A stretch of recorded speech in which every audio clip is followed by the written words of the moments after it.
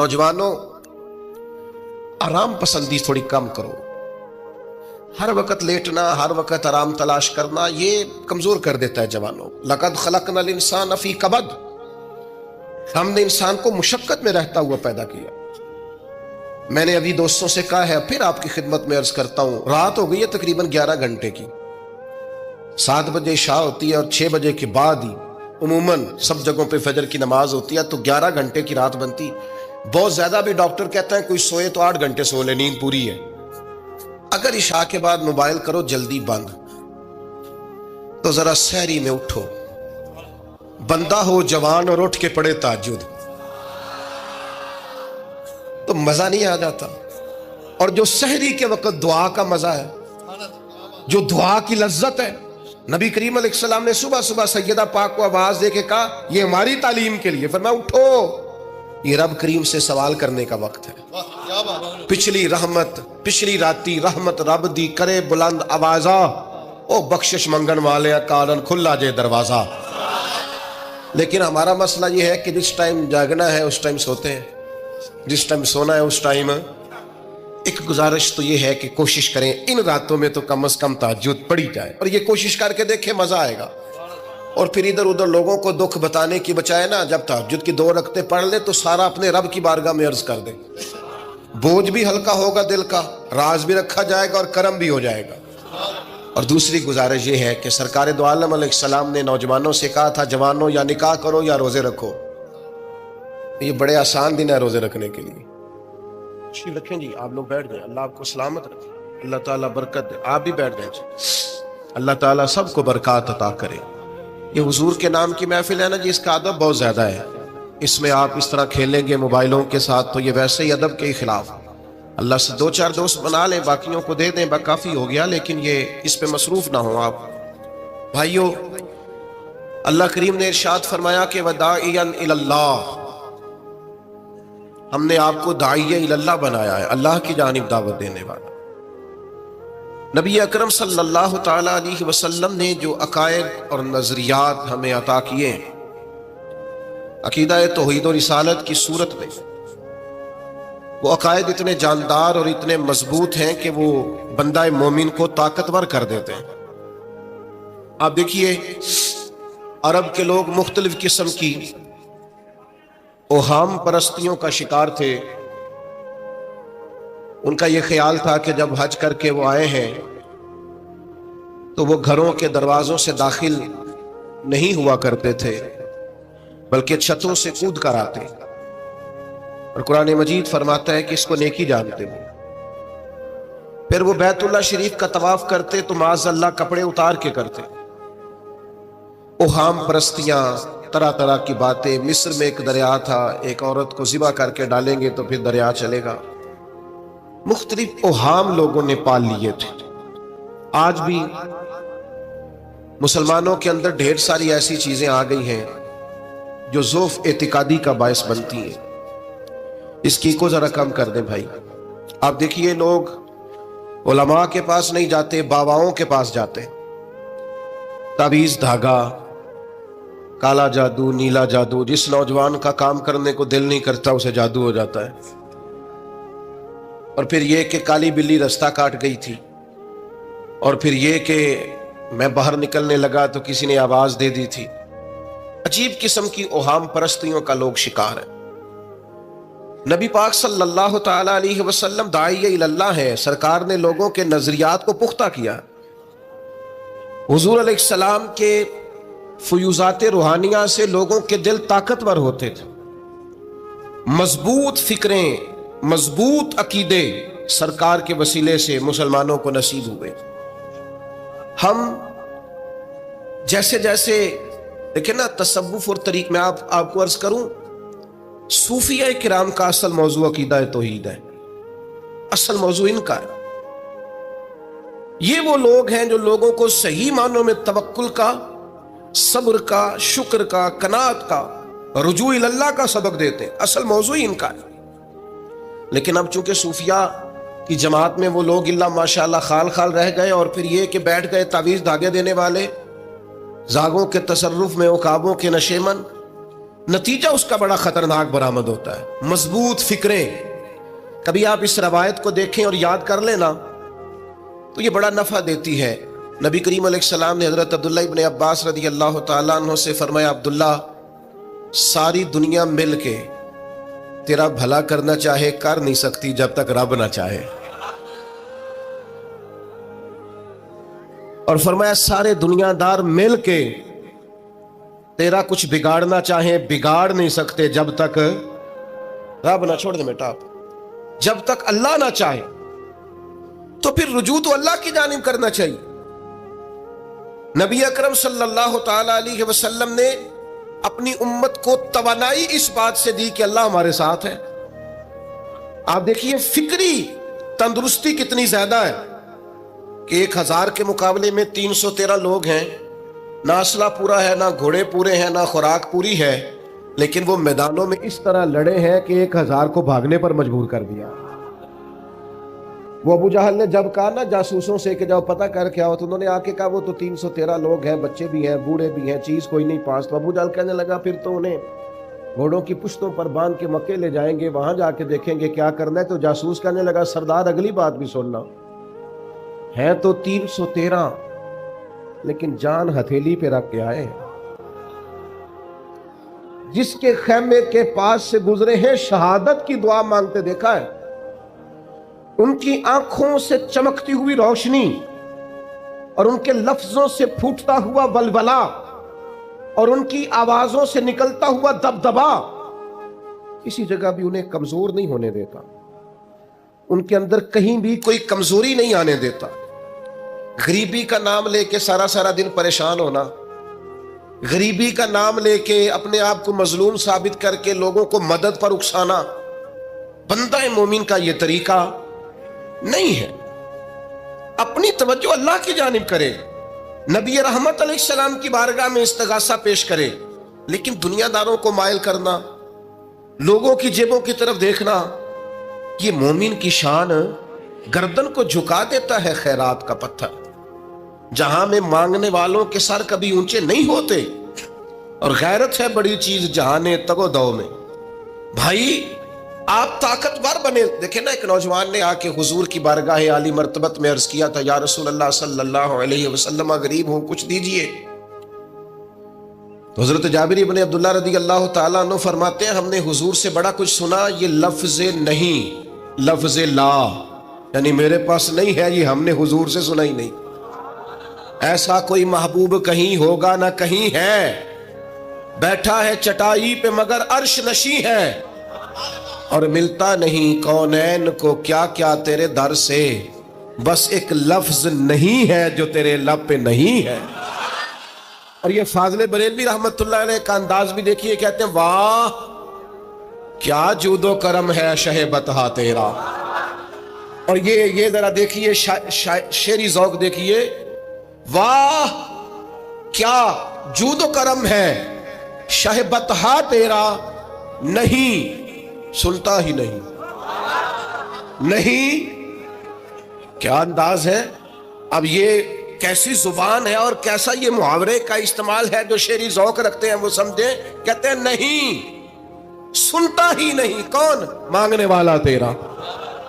یا رسول اللہ آپ سے مانگنے والا نہیں سنتا، حضور عطا کرتے۔ اور ایک جگہ پہ فرماتے ہیں میرے کریم سے گر قطرہ کسی نے مانگا، دریا بہا دیے ہیں دربے بہا دیے ہیں۔ حضور تو دیتے، پر نوجوان نے جب آ کے عرض کی نا یا رسول اللہ صلی اللہ علیہ وسلم کچھ دیجئے، وہ جوان ہو، چڑھتی جوانی ہو، اور پھر وہ سوال کرے۔ ہمارے ساتھ ایک دوست پڑھا کرتا تھا، یہ 3 مہینے کی چھٹیاں ہوتی تھی تو وہ مستریوں کے ساتھ مزدور لگ جاتا۔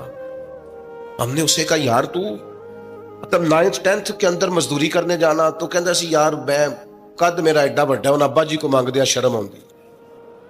یہ سوچ نوجوانوں میں پیدا ہونی ضروری ہے، اب میں ابا جی سے مانگوں، مجھے تو دینا چاہیے۔ اس نے آ کے عرض کی یا رسول اللہ صلی اللہ علیہ وسلم کچھ دیجئے، تو حضور فرمانے لگے تیرے پاس کچھ بھی نہیں؟ اس نے کہا ایک پیالہ ہے میرے پاس گھر میں اور ایک کمبل ہے۔ اتنا غریب بندہ ہے کوئی محفل میں جس کے گھر میں ایک ہی پیالہ ہو، ایک ہی کمبل ہو؟ کوئی بھی نہیں اتنے بڑے مجمع میں۔ لیکن اگر کوئی ہماری غریبی کا رونا پوچھے تو میرا خیال ہے ہر تیسرا بندہ دوسرا بندہ غریب ہے، اور بڑا ہی غریب ہے۔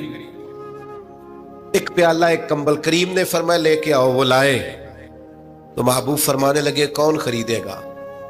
ایک نے کا 1 دینار، ایک نے کا 2 دینار۔ محبوب نے بولی لگوا دی، 2 دینار کا بیچ دیا، فرمایا جا 1 دینار کی روٹی لے جا۔ یہ نوجوانوں کو فکر دی کہ وہ انویسٹمنٹ میں تم نے ذات سے اپنے گھر سے لینی ہے، وہ 10-15 ہزار کا ٹھیلا بھی کسی سے نہیں کہنا تو لگا کے دے، جاؤ 1 دینار کا کھانا لے جاؤ، 1 دینار کا کلہاڑا خرید کے لاؤ۔ صحابہ فرماتے ہیں وہ کلہاڑا لایا، پر نصیب دیکھو اس کلہاڑے میں دستہ نبی کریم نے اپنے دستے مبارک سے لگایا۔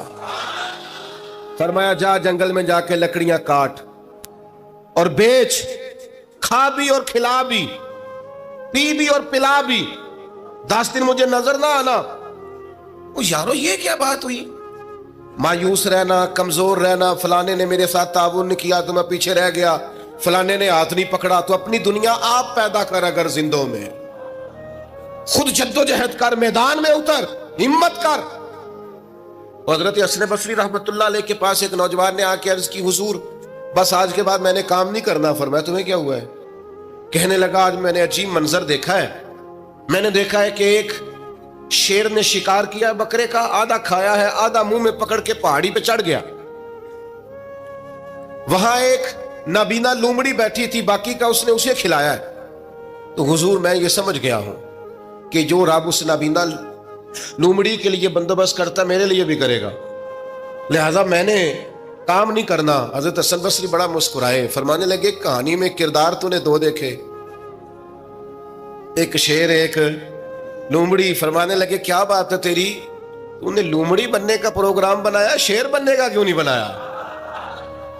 تو شیر بننا، شکار کر، خود بھی کھا دوسروں کو بھی کھلا، یہ کیا بات ہوئی؟ امت کے جوان فائلیں لیے دفتروں کے چکر لگاتے اور اپنی بغل میں کاغذات لیے امبیسیوں کے پھیرے کاٹتے اور ایجنٹوں سے سوال کرتے کہ مجھے ملک سے باہر جانا ہے، کیا طریقہ ہے؟ یہاں رہ کے بھی محنت ہو سکتی ہے، اپنی مٹی پہ چلنے کا سلیقہ سیکھو، سنگ مرمر پہ چلو گے تو پھسل جاؤ گے۔ دوستو سنو، میرے کریم نے فرمایا جا لکڑیاں، ایک پیشہ برا ہے میرے بھائیوں، ایک پیشہ وہ ہے کسی کے آگے ہاتھ پھیلانا۔ باقی دنیا میں کوئی پیشہ برا جو ٹھیلا لگاتا ہے اور مالٹے بیچتا ہے اور سیب بیچتا ہے، بڑا عزت والا آدمی، یہ شارٹ کٹ چھوڑ دو، دوسروں پہ بھروسہ کرنا چھوڑ دو۔ وہ شاعر ایک بیٹھا تھا نا، شاعر مجھ سے ناراض نہ ہو جائیں، تو کئی دفعہ وہ شعر و شاعری میں بھی ان کی حالت بڑی خستہ ہو جاتی ہے۔ جن دنوں لوگ پتلے کپڑے پہنتے ہیں، بعض شاعروں نے ان دنوں میں بھی موٹی چادر لی ہوئی ہوتی ہے۔ تو ایک جگہ بیچارہ بیٹھا تھا کونے میں، اللہ ماشاءاللہ سب کی بات نہیں، تو حالت ایسی خستہ تھی، ایک بندہ 5 روپے پھینک گیا، تو تھا خوددار، بڑی تکلیف کو اٹھا اپنے پیسے، تو اس نے کہا آپ کی حالت بتا رہی ہے، آپ کو ضرورت ہے۔ اس نے کہا ضرورت پڑی تو اللہ رسول سے مانگوں گا، تیرے سے کیوں مانگوں گا؟ شعر بڑا قیمتی کہا، اس نے کہا یہ آرزوئے کرم اور میں آپ سے کروں، یہ آرزوئے کرم اور میں آپ سے کروں، یہ بھیک اس کو دیجئے جس کا خدا نہ ہو۔ میں تو وارث ہے میرے اللہ رسول، میں کو لوارث ہوں کہ تیرے سے مانگتا پھروں؟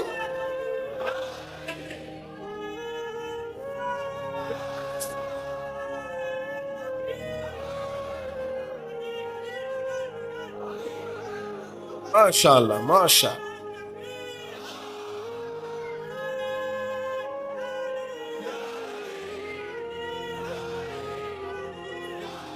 بس ہم سمجھے ہماری قیمت وصول ہو گئی، اگر خودداری پر نوجوان نعرے لگانے لگ گئے تو پھر تو بات بن گئی، لگتا ہے محنت کا ارادہ بن گیا ہے۔ انشاءاللہ تعالی کشکول ٹوٹنے کا ٹائم آ گیا ہے، کرم کی برکھا برسے گی، یہی ملت کا جوان قیادت کرے گا۔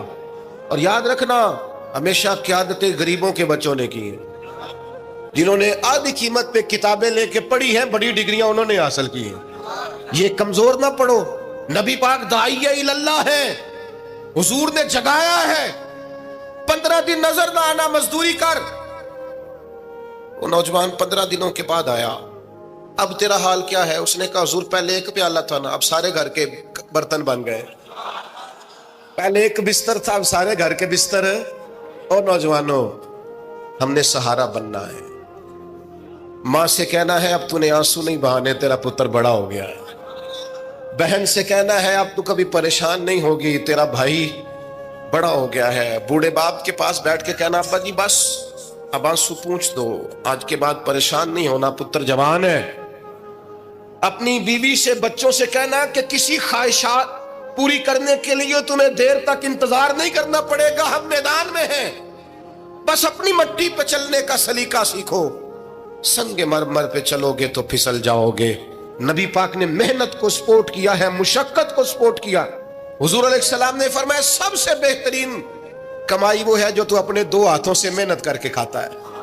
فرمایا اللہ کے نبی حضرت داؤد علیہ السلام محنت کر کے کمایا کرتے۔ سنگیو کام کرنا۔ اور دوسری بات، بھروسہ اللہ رسول پہ، بھروسہ۔ ادھر دیکھو میری طرف، دنیا داروں سے امیدیں لگا لیتے ہو بہت زیادہ، تو دنیا دار بندے بیچارے کمزور ہوتے ہیں۔ جی یہ الیکشن کے دن تھے، گزشتہ سے پیوستہ الیکشن جو گزرا ہے، تو ہمارا میرا ایک پیار والا دوست بھی ایک ایم کے امیدوار کا بڑا ووٹر سپورٹر تھا۔ یہاں اس نے اس کا بیج فوٹو والا لگایا ہوا تھا۔ میں رات کو دیر سے جلسے سے لوٹ رہا تھا تو وہ کھڑا تھا باہر، اور اندر امیدوار صاحب تقریر کر رہے تھے۔ میں نے کہا ادھر آ، وہ آ گیا۔ میں نے کہا تو بڑا ووٹر سپورٹر ہے، جا تقریر سن جا کے، تیرا لیڈر تقریر کر رہا ہے تو باہر گھوم رہا ہے۔ کہتا ہے پیر صاحب جھوٹ پہ ماردا جو سارے جھوٹ بول رہا ہے، کرنا کرانا کچھ نہیں۔ تو میں کہ یار جی ایڈے پکے ووٹر سپورٹر نو بھی پتا ہے کہ جھوٹ پہ ماردا ہے، تو ہم تو ویسے ہی سپورٹر نہیں ہیں، ہم نے تو کی محبت تو سیاست کا چلن چھوڑ دیا۔ ہم اگر عشق نہ کرتے تو حکومت کرتے۔ او بھائی، جب پکے ووٹر سپورٹروں کو امیدیں نہیں ہیں تو آپ کن سے امیدیں لگائے بیٹھے ہیں؟ آپ جدوجہد کریں، اور امیدیں اللہ رسول سے۔ نبی پاک علیہ السلام نے فرمایا جو رب پہ بھروسہ کرے گا اللہ کی رحمت اس کی کفایت کرے گی۔ وَمَن يَتَوَكَّلْ عَلَى اللَّهِ فَهُوَ حَسْبُهُ، وہ اللہ پہ بھروسہ کرے گا اللہ اس کے لیے کافی ہو جائے گا۔ ادھر دیکھو یار موبائلوں والے دوستوں، بات سنو، گھبراہٹ نہیں، ٹینشن نہیں، انزائٹی نہیں، ڈپریشن نہیں۔ مومن اور ڈپریشن، مومن اور انزائٹی، مومن اور ٹینشن، او جی مجھے پتہ نہیں مجھے کیا ہو رہا ہے، جی مجھے خوف آتا ہے۔ آپ کو خوف آتا ہے مومن ہو کے؟ آپ کو یہ کرونا کے دن تھے تو مجھے لے گئے ایک سرکاری ہاسپٹل میں، آپ کچھ یہاں بات کریں، لوگوں کو حوصلہ دیں، تو ایک ڈاکٹر صاحب مجھ سے کہنے لگے جی مجھے نا تنگ جگہ بڑی گھٹن ہوتی ہے، تو موت سے بڑا ڈر آتا ہے، قبر تو بڑی تنگ ہوتی ہے۔ میں نے کہا ڈاکٹر صاحب کچھ بھی نہیں، کہنے لگے سانس ہی نہیں آتا، چاروں جانب سے بند ہے۔ تو میں نے کہا بچہ بھی تو ماں کے پیٹ میں سانس لیتا ہے نا۔ آپ نے تو سبحان اللہ کہا، وہ ڈاکٹر تھے، انہوں نے نہیں کہا۔ وہ کہنے لگی جو تے اماں لیندی صاحب، ہنستے نہیں جی، باتیں ہنسنے کو نہیں سنا رہا، میں فکری باتیں کر رہا ہوں۔ کہا وہ تو اماں آکسیجن لیتی ہے تو بچے کو جاتی ہے۔ تو میں نے کہا چلے ڈاکٹر صاحب وہ جو انڈے سے بچہ نکلتا ہے اس کے تو چاروں جانوں کوئی صورت نہیں ہوتی سانس کی۔ تو مجھے کہنے لگے آپ کہنا کیا چاہتے ہیں؟ میں نے کہا میں یہ کہنا چاہتا ہوں قبر کی دو حالتیں ہیں، قبر دوزخ کے گڑھوں میں سے گڑھا بھی ہے اور جنت کے باغوں میں سے باغ بھی ہے۔